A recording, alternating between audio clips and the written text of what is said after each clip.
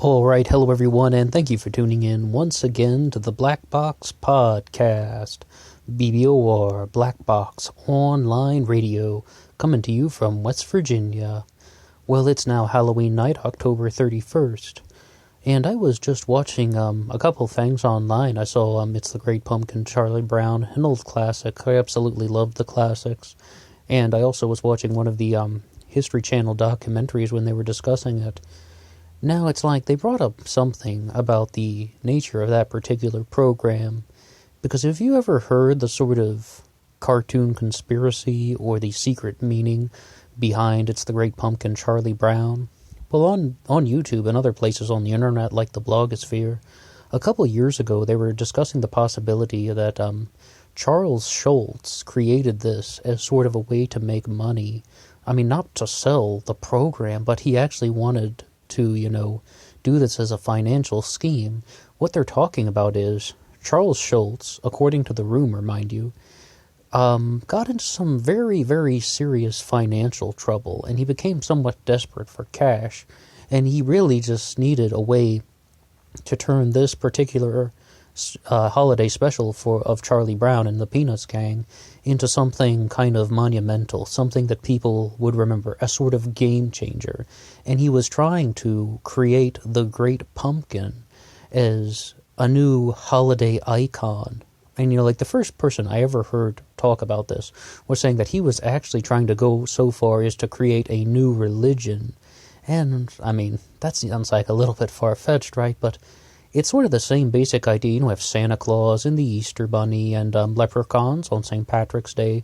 He was trying to put the Great Pumpkin in that sort of criteria.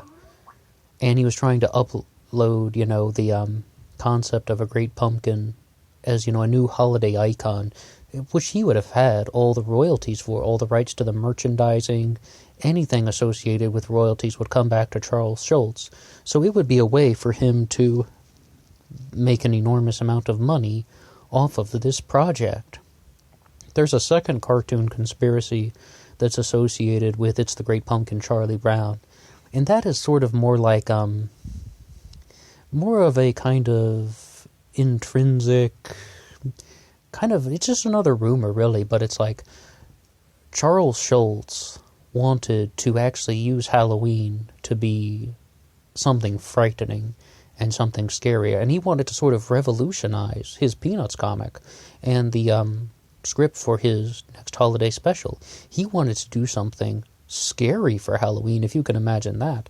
So it's like, the first thing to say about that is that the way that I heard this one played out, once again, this is another cartoon conspiracy from the internet, is that he wanted it to begin with Linus reading out of the Book of the Dead, and Lucy would be in a mental institution, just something that would absolutely terrify the kids. And they actually did talk about this on the History Channel's Halloween documentary, which is available on YouTube.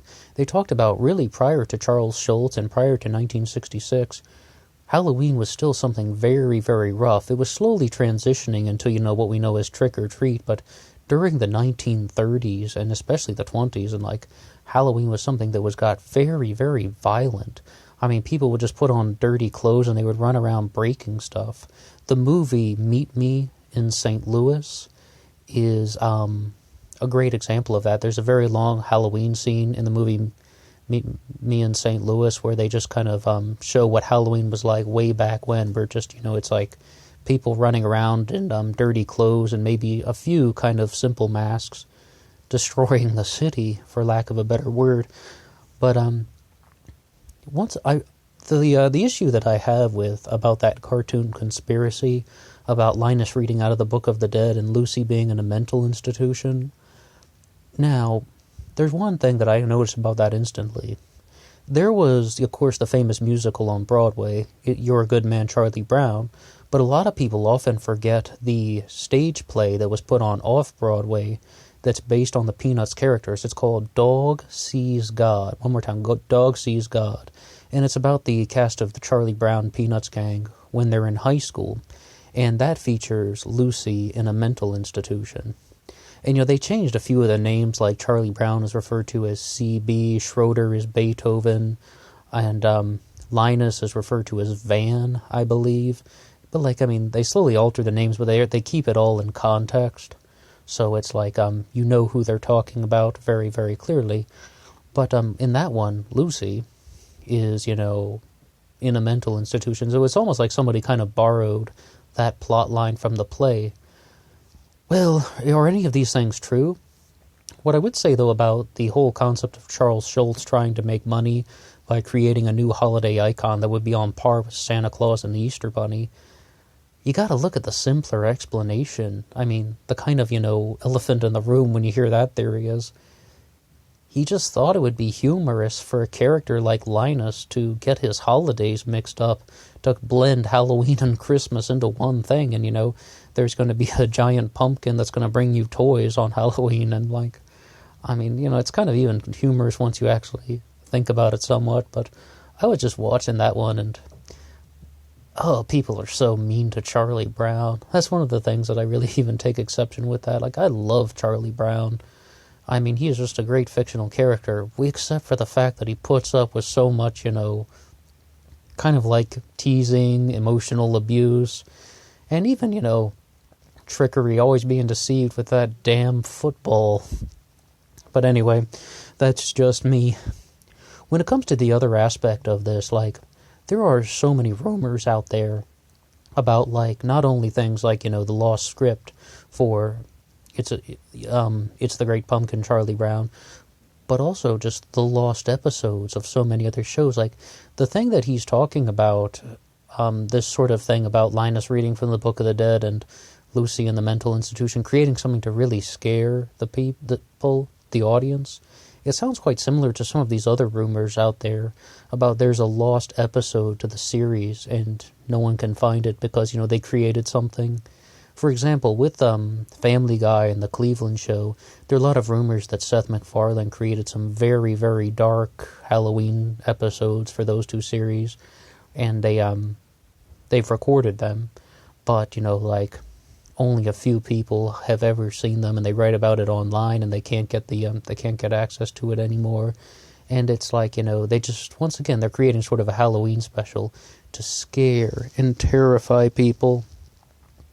Now, for something like Family Guy or the now canceled The Cleveland Show, if they are not doing that, I think that they should. I think that would be bloody brilliant if they were to create something with, even The Simpsons, or maybe bring back King of the Hill or South Park or something, and have them do just an absolutely horrifying episode. And if they could somehow just show it to, 15 people in the country, and then those 15 people would just sort of, be like, holy crap, what was this? And they just kind of spread these rumors online.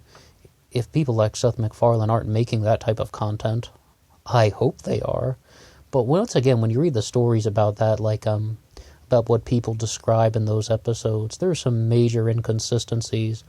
Like, the Cleveland Show has, makes references to, things that are found in Cohog, Rhode Island, but of course the Cleveland Show is set in Virginia, so they kind of, once again, got a little mixed up with their details. So, as far as I know, those things are not 100% verified, or they're actually 0% verified, and I don't believe they happen. But the Charles Schulz one is much more fascinating because Charles Schulz is just a much larger figure. He's much more present and affluent, a very recognizable name. Charlie Brown and the Peanuts Gang, Snoopy and all them, they are all so famous. And, they're all part of it's part of American culture, really. And that's what the History Channel was trying to argue, is that It's the Great Pumpkin, Charlie Brown actually changed the course of Halloween trick-or-treating, just about kids very, very gently going to house door to door. Whereas, it's really just slowly getting away from the violence, and that was just kind of one of the pivotal turning points. There's nothing destructive associated with, the Peanuts Gang just asking for tricks and treats, and other than the fact that Charlie Brown gets a bunch of rocks. Well, this October is coming to an end, but it's been a good time. This was a great October. Everything associated with Halloween. I love Halloween. Not to mention the changing of the leaves. I was walking outside today and all the leaves are falling down, and Oh, there's the scent of autumn is in the air. I also saw some great horror movies this October. During October, I really cash in on the horror movies. I saw Terrifier on Netflix. That was a good one. And I recently, I might have even been last night. I have an amnesiac memory. I don't know the days well, but last night I was watching one called The Collection on Netflix.